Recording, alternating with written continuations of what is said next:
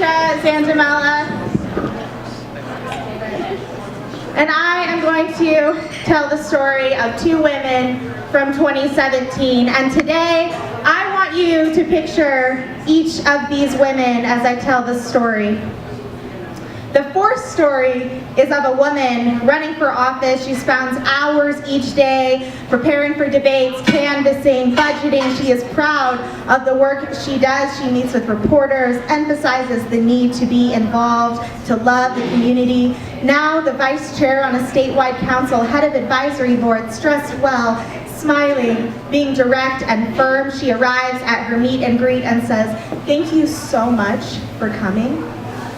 Wading through racial slurs and threatening messages, she spends so many hours of her day pushing through this and doing the work despite the stress. This is what strength looks like, they say. People tell her she's strong, she's brave, she's a political rising star. Story 2.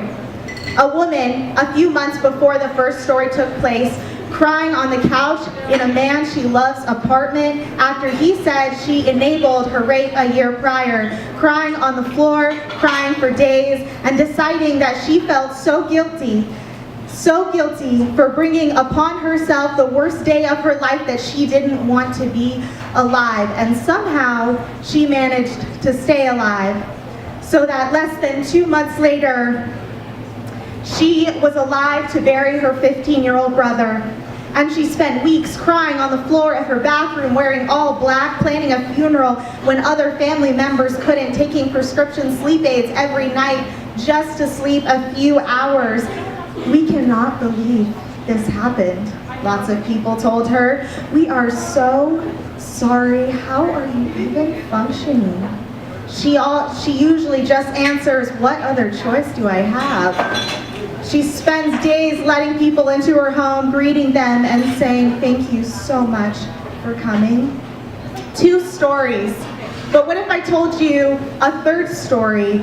These women are the same woman. This woman, these stories are my 2017 stories. In our society, we have such a hard time reconciling these 2 stories. We want strong black women to be silent about pain and trauma. We can't accept that maybe, just maybe, black women are several dimensional beings. So the choice is to stay silent, stand tall, shut up, and be quietly strong. We just shut up when institutions try to break us, when people hurt us, because we don't get to be angry or sad, just smile and nod along. And I could stand and pretend I've never been hurt, but the only power I have ever found has been in working in my community and in sharing my story. The only power I have ever found has been seeing myself as God sees me, full, whole, more than just one thing, full of experiences, thoughts, pain, and joy. That is the power I have found. Stories usually finish with the end, but this story has not ended yet, so I'll end it with "to be continued." Thank you.